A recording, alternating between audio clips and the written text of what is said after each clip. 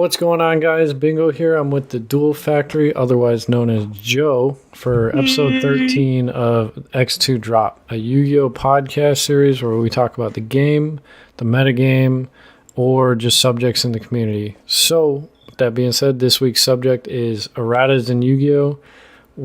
How they do them, should they do them, what they could errata other cards in the future. I don't know. It's a pretty blanket subject. Joe, you want to say what's up? So, I'm not, against or for erratas, but some of the erratas they do, they either neuter the cards or they make them, insane, and, that's not okay. So, a good example of it is, so we all remember the card Necro Valley, right? Yeah. So, Necro Valley used to be, well, everyone knows what Necro Valley is because it's just a big pain in the ass card. But it used to be cards could move themselves out of the graveyard with their own effect, right? Yeah, so Fairy Tale Snow and stuff like that. Well, no, you can't activate Fairy Tale Snow under. Well, I mean, you can. But you have to banish from your hand or field. Right. But go on. And then it received an errata, and I think it was Duelist Saga received the errata. It's where now the cards just couldn't move from the graveyard at all, so that was detrimental to some strategies, such as not the Infernoid, but Paleozoic. The trap cards can't bring themselves back anymore. Yeah, it was a lot more floodgatey than prior. Yeah, it wasn't. That's an example of a errata making a card really, really, really good, right? But then you have the erratas that make a card really, really bad. So you have one of the biggest ones is Crush Card Virus. So the original Crush card for a lot of people who are way, way back in the day. This is before the YCS, where we had the Shonen Jump series. Or Shonen Jump Championship, I should say. Crush Card Virus it does the same things that it does now, 1,000 or less monster. And original text is you destroy all monsters in your hand, or not in your hand, but on your opponent's hand, side of the field, and whatever they draw for the next 3 turns you get to look at, and they all get destroyed, go to the graveyard, right? Now it's errata. It's nothing like the old Crush card used to be. So Crush card now, you still attribute 1,000 or less dark monster to activate it, and it still nukes everything and nukes the 1,500 in a hand. But instead of getting the next three turns, it doesn't do that, and it also offers battle protection to your opponent. They take no battle damage or anything like that. And then they have the option to destroy 3 cards from the deck to the graveyard. So it's infinitely different than what it used to be, because now you can't really play it safely without your opponent just going nuts, especially with all the graveyard triggers and whatnot. Yeah, being able to destroy stuff for free. I mean, it could be something as just getting rid of erroneous hand traps out of your deck. It just doesn't do nearly the level of the card effect that it was prior to the errata. And that's when Konami is looking at a powerful card that's been banned, because very few cards get errated, before they're on the Forbidden and Limited list. Necro Valley is a exception to that more so than anything. But they want to take a card that is extremely powerful and kind of just nerf it to the point where it's playable. Well, that's the idea, right? Nerf it to the point where it's playable but not broken. And that's where the community feels like they mess up really bad, a lot of the time. So let's run through a couple of the erratas that have happened, and then we'll get into stuff like what we would have did differently, or what cards we would errata and how to fix them. So the ones that are jumping off to me are Imperial Order, Chaos Emperor Dragon. What are some of the other ones? So... Oh, Sangan. Sangan got errata. Okay, so we have what? Chaos Emperor Dragon. Ring of Destruction's a good one. Dark Magician of Chaos is a really good one, too. Oh, yeah, that was huge. That one the way it got errata, it didn't deserve it. And then, there was one other I was thinking of earlier. Oh, Witch of the Black Forest also got errated. Oh yeah, same as Sangan. So let's start with those two because they're the same thing. So Witch of the Black Forest and Sangan, they kept their same effects, except whatever card you search, you can't summon or activate the effect of that turn. Right? That's the only change. Right. And that completely changes the card. Well, if you think about it, especially with like in the case of Songen, we see Songen seeing some play in some OC, especially in like Orcus combos, because you can. One of the popular plays is they summon Songen and they link it into that Link One Solomon Great card. It's like a bunny looking thing, Yeah, but yeah. it's a generic. It just takes any monster to make it. Yep. And then the Songen will search one of the Crusadia cards, which I think the popular ones Crusadia Arborea because it's also a tuner. And those two cards, that it's a one card Krishan Needle Fiber, so keep that in mind. But yeah, imagine that now, where say it doesn't have the errata, it's just original. Like there's some insane stuff you can do. You're just balls to the walls right there. Like that is just. Whew. Yeah, it's like it's the same context as the search you get off of Isolde, right? That's how they're kind of limiting. Like it lets you get that advantage, but you're not allowed to use it until the following turn. They're trying to slow the game down. But with Witch of the Black Forest and Sangan, I just felt like it was a disrespect to the original intent of the card, and I would have rather them just seen a retrain with the errata rather than changing the original text. Yeah, we probably could have went with that. I mean, if you just had a retrain, just kept the originals, man, that probably. But like, this is I think that was one of the better erratas because, like I said, those cards they're playable now. Like they're not like the best cards, but they're playable, and they're not overly powerful. So it's like, yeah, I mean, they still have their uses. It's just. Maybe it's because I liked, though. Obviously, everybody's going to like the pre-errata version because it's better. But they still have their uses, especially with like Tour Guide into Sangan. And I don't know, there's a couple. Sangan's more playable than Witch of the Black Forest just because Fiends and level 3s have a lot more support than a level 4 spellcaster. Yeah, Witch of the Black Forest is kind of out of place, but I mean. Yeah, I mean, all it could take is just like one spellcaster support card that makes it semi-relevant. But being able to search hand traps or future combo pieces, like Witch of the Black Forest can search Dark Arm Dragon. Like I love that, but I can't use Dark Arm the turn I search it. So, and that's a card that requires a lot of setup, so it's basically irrelevant. Exactly. All right, so moving away from the two searchers. The next one I want to talk about is Imperial Order because this one is such a minor change, but it changed the card dramatically. So the original text, was it pay 800 or was it still pay 700? So the original text, Imperial Order is pretty much unchanged, but its original text was you only paid 700 life points during your standby phase, and you could choose not to pay it to turn it off whenever you want. So the two key differences are you pay during both standby phases, and it's not optional. So if you can pay it, you will until you're at Imperial Orders can kill you, correct? Yeah, if you're at perfect 700, yeah. So if you have less than 700 life, it'll shut itself off. But other than that, and that's huge. The card's completely different in the way you're allowed to play it. I'm saying, yeah, now you can't just turn it off whenever you want and then just feel free. But at the same time, like, that's a card that got an errata that was initially supposed to make it fair, but the most unfair game today. I mean, shutting off spells is never going to be fun. You know, it sometimes feels like Vanity's Emptiness, where they have a board and then it's like, okay, I got an out, and then they're just like Vanities or Imperial Order, and it's just whatever you were planning on doing, it's just you're shut down. Yeah, there's no like good way to get. But I mean, it's like everything else. It's a floodgate. Yeah, think back to when Imperial Order first came off. It was a zoo format, right?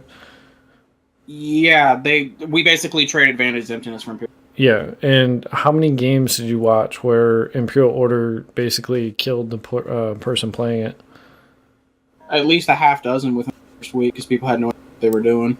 Yeah, so that one, I hate the card, but as far as fixing it, I definitely think it's a lot more fair than some other options they could have gone. But because it you can't just shut it off at will. I think it's probably the best one that I can think of to errata that card.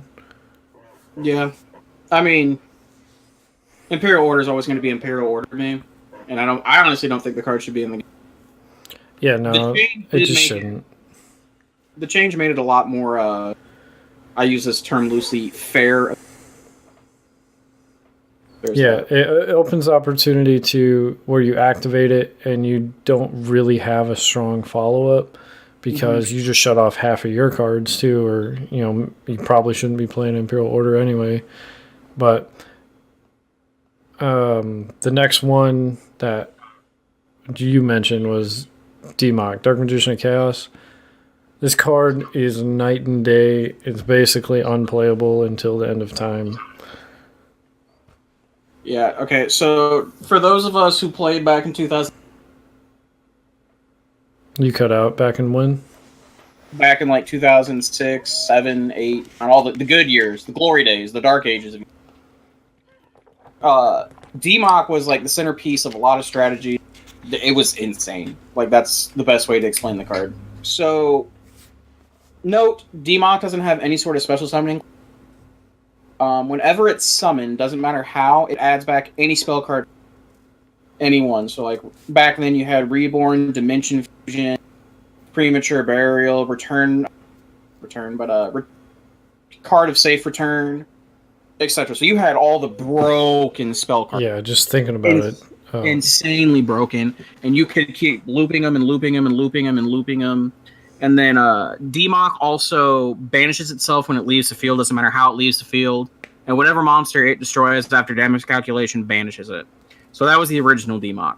So if we fast forward it to the present, where we got DMOC back during 2015 for mistake, the errata brutalized the card.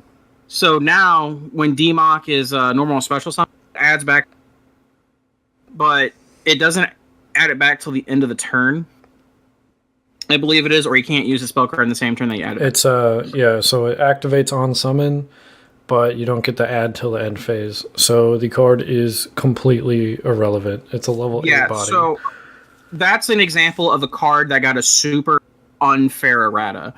Because one, I think DMOC was banned way longer than it should have been.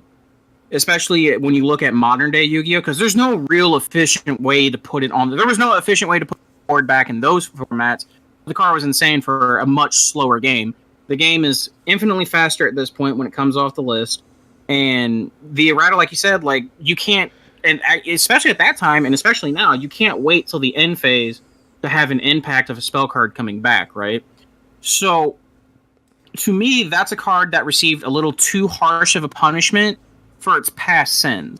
So, all Konami had to do was to say that this is personally me, and I think the card still would have been fine.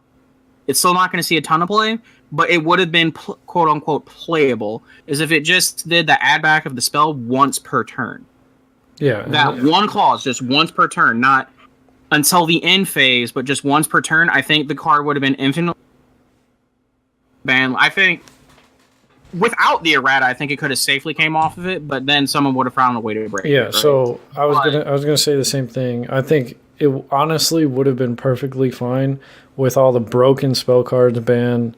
Konami hasn't really printed a broken spell card in years, besides like Engage, but it could have came back just fine with the added note that Firewall is banned.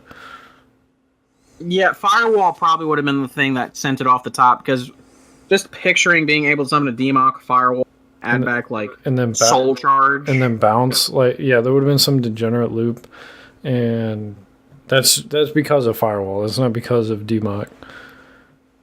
No, just the cards around DMOC is what made it broken. But yeah, I mean, Defusion. Oh, that card! It's just thinking about it gives me nightmares. Now the only thing DMOC's good for is looking at and giving people PTSD of the old days if you were old enough to play back in those formats. Yeah, so that's an example of a bad one. I don't even think that card needed an errata, but like you said, I think the best way to go about it is just put a once per turn clause on it. I know it's a very slight difference, but if they really wanted to keep, like, if they were scared of this card, instead of adding in the end phase, just give it the same clause as Sangan and Witch, where you just can't use that card's name for the rest of the turn. At least you have discard fodder for something. Exactly. All right. What else did we talk about, or what other cards did we get? There, we still have Chaos Emperor Dragon, Ring of Destruction. Oh, Ring of Destruction. I think this is fucking asinine. So, Ring of Destruction, way back in the day, for those of you, it was most popular in GOAT format and all those fun little slow formats where like the game was like chess than checkers. 1-for-1 interactions and. Yeah. So basically, the way it reads is it can target a monster. Both players take damage equal to its attack points. And that was just basically what Ring of Destruction was. And back then, that was super unfair. But now, we fast forward, and now has the errata, where it's more or less does the same thing. However, you can't target a monster whose attack points are greater than your opponent's life points. So you can't Ring of Destruction for game, in a sense. There are, like, niche situations where your opponent activates a card or something like that. Or, for example, one of the popular ones when it came back is people would have like 7,000 life points, and then there's like a 2,700 attack point monster or 3,000, whatever, right? And then they would activate Soul Charge targeting 4 monsters. Well, you could target the 3K monster with Ring of Destruction. The Ring of Destruction would, at the time, meets its activation requirements of targeting a monster that's attack points are less than your opponent's. And then they would get burned for the 3,000, and the Soul Charge would resolve, because Soul Charge isn't a cost, it's a card effect, and then they just burn themselves for a game. Yeah. So, that's an example of an errata that I think that was fine. Because, like, you just prevented, like, a bunch of stupid stuff, like flip Ring of Destruction in the standby phase, and your opponent has no protect the card. But, at the same time, it's another card that I don't think, just because of how modern Yu-Gi-Oh! That great. Yeah, that it's a card that didn't need an errata. Now, does Ring have to... Ring targets one monster, not your opponent's monster, correct? I think it just targets a monster. Yeah, but it just... Like I said, it's that stipulation. And also, it's that Ring of Destruction no longer deals damage at the same time. Yeah, you take it first. You take the damage first. So, in the middle of resolution, if it zeroes out your life points, then you just lose the game. So yeah, which is fine, because that prevents, like, those degenerate burn strategies where you're both taking life damage and then you're trying to draw out the game. That's fine. I honestly don't think the change was needed for not being able to game your opponent with it. I felt like that was like one of the big uses for that card. Okay, so yeah, Ring has to target one of your opponent's face something. Okay, that's an actual big change. Well, Summon Sork is banned, so that's fine. I just think you should be able to game your opponent without having to be exact damage. But I'm not R&D, so... It is what it is. Alright, what other erratas we got? Let's see if Chaos Emperor. Oh my god, here we go. This is how a card... This is an example of why a card should say banned rather than getting an errata. So Chaos Emperor Dragon is probably one of the most infamous cards in all of Yu-Gi-Oh!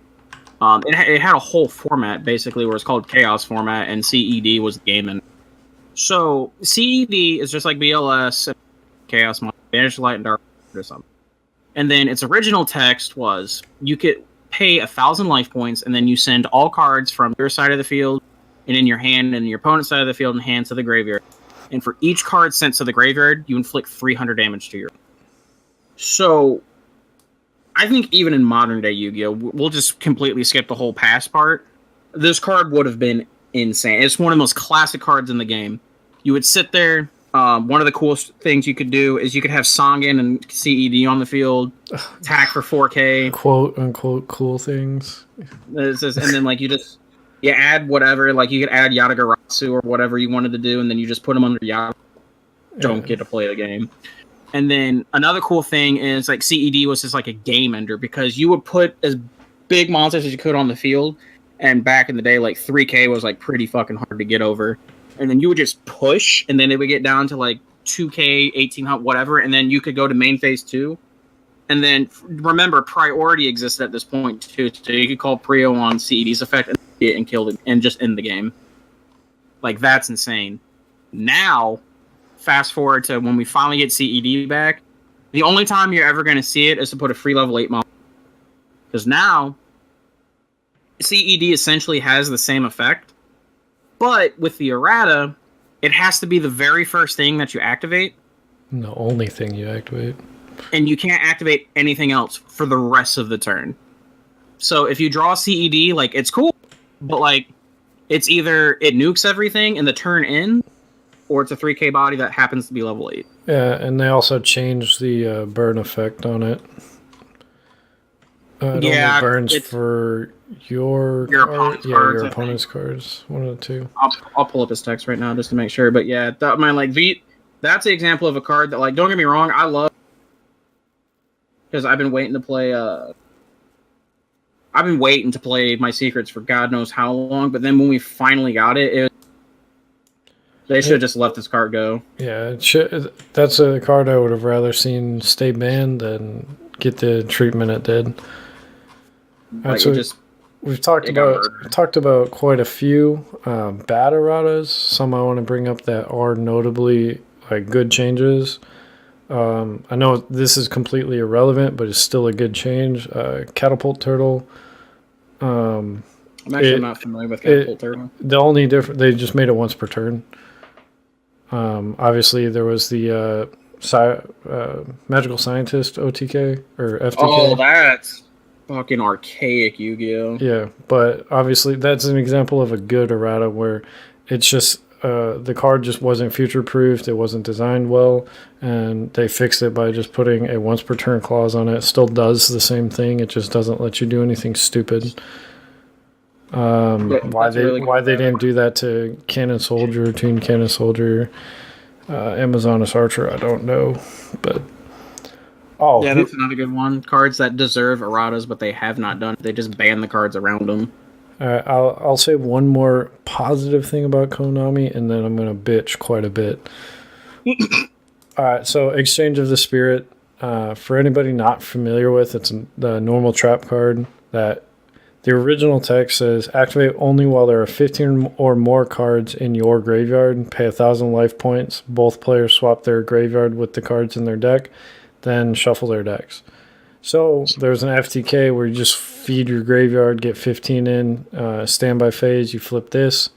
They switch their deck and graveyard, which is 0 in their graveyard. And then you just pass, as long as you don't die, you just pass your turn and you win. So now both players need 15 or more to use that card, and you can only use it once per duel. So that's a good change, I guess. There's no degenerate I lose. Yeah, and that's a lot of the time that's where erratas come from is like Dark Strike Fighter, right? Mm-hmm. I think that got a little overhauled, but the intention was good. I mean, to be fair, by the time we got to it, there was no actual practical use for Dark Strike. But at the same time, somewhere down the line is going to find something stupid to do. So, I mean, it needed to be done. I mean, I like the once per turn clause on it. I think that's perfectly fine. That's what the card needed. I don't like that you can only use it in the main phase 1. I felt like that was overkill. And they just got a little too scared. But they're not going to re-errata a card, so when they do these, I think they really need to think about them and not just, like, get that knee-jerk reaction of, oh, we're taking this off the ban list. Let's, like, over-crank this errata so that we don't have to worry about it. Because they're not going to change it again. That's pretty much what happens, unfortunately. Like, they just murder the card. Yeah. Speaking of, Sinister Serpent. That card got destroyed. This is the most fucking unfair errata, I think, out of any other one. I mean, Crush card probably has the worst treatment, but Sinister Serpent, this card just went from a great, like, card advantage, you get to feed your discards, but now I don't even know what they're trying to do with it.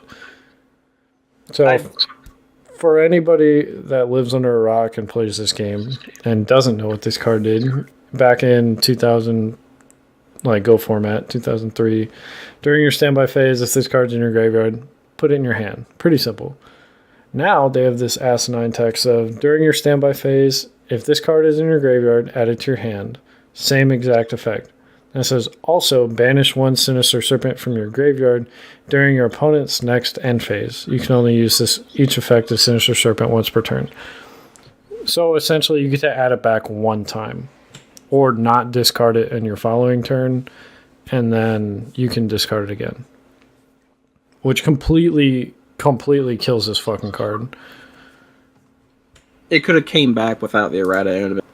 Yeah, I mean, if in a slow game where you get free discards for Twin Twisters or whatever, that's fine, but we're not in that Yu-Gi-Oh anymore. Like, let's be real here. You're not going to keep adding Sinister Serpent every turn to discard. Yeah, like, I don't know. This card was so slow and so irrelevant. I don't know why they overhauled this. Like, it's not even like... All it was ever was discard fodder. Or, like, you set it because you're playing 2004 and you don't want to set your fucking Dekoichi. Like, I don't know. You're still going to cry when you're set... Sinister Serpent's going to get fucking knocked, but, like, yeah. I mean... That was Yu-Gi-Oh! Back then. Now it's just like... It was unfair. I'd say a card that deserves an errata, but it's just not going to get one because Konami R&D doesn't care. And there was a perfect example of it today because I was playing it at local. Divine Blade Phoenix Blade deserves a once per turn clause. Yeah, I mean, it's like better Sinister Serpent. It's a discard fodder that you can get back without waiting till your next standby phase. I thought that card was going to get banned. I can't say how many times I resolved Mermaid for free today just because I wanted to. So, yeah, Divine Sword is what Sinister Serpent was, except, like, on crack. Like, it's insane. Okay, so let's pick a couple of cards off the ban list here and errata them. So, how would you errata Delinquent Duo? Delinquent Duo?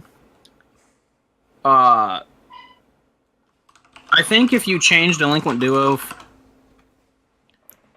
if you switch it from send to discard, I think that makes it more fair, especially now since you have a lot of cards that activate when.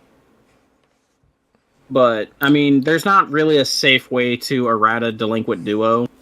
I mean, I honestly think putting it to once per turn and not printing more Topologic Gumblar Dragon type cards would be fine. But, like, you can't trust Konami not to do that. Yeah, no. That card's just not fair. So, for Graceful Charity, this one's interesting. I think if you make the discard... If you make the discard a send and make it a cost, like, maybe... Because then it's, like, super ash bait. Let's see, I don't know on that one. I felt maybe if it was before Dangerous came out, maybe. Yeah. But now, like, if you're discarding and, like... Well, that's what I was saying. Like, make the... Rather than draw 3, discard 2. I know it completely changes the dynamic of the card and what it wants to do. Or maybe it's fucking draw 3, send 2. You have to get rid of the word discard. And I think the discard should be a cost. But because there's just no way that card can, with the intention of what they wanted, it could ever come back. Especially now with what we have. I think that's one of those cards that insane, and you're just better off leaving it banned. Yeah, I would agree. I think it just needs to stay there. I don't want to even talk about Dimensional Fusion. Ah, God, that card was a mistake. There's so many mistakes on the ban list. Like, bro, I just don't even want to see them, like, ever come back. Like, we had to live through, like, multiple soul charges. No, we can't consider bringing back a soul charge that brings back from the banish pile, especially not. Imagine an Orcus deck with Dimension Fusion, banish all those Phantom Knights and Orcus cards, and oh, by the way, Dimension. Yeah, it's not even pay 5,000; it's pay 2,000. Pay 2,000 and just, like, you still get your battle phase. Like, what? What? All right. I mean, maybe we'll get into discussing, like, actual erratas and, like, what we think we should do in a later episode, but we're coming up on 30 minutes. Actually, yeah, we're about 10 seconds off. So, Joe, you got any closing comments? Akeem Abdul is free. Akeem, you gonna take that? He gonna take that, and Douglas French has no sauce. As always. Okay, it's been Bingo on the Duel Factory for episode 13 of X2 Drop. If you enjoyed it, please let us know somehow, some way. YouTube, Twitter, Instagram, whatever. And check us out every Monday at 8 o'clock on iTunes and Google Play. Peace out. Okay, bye!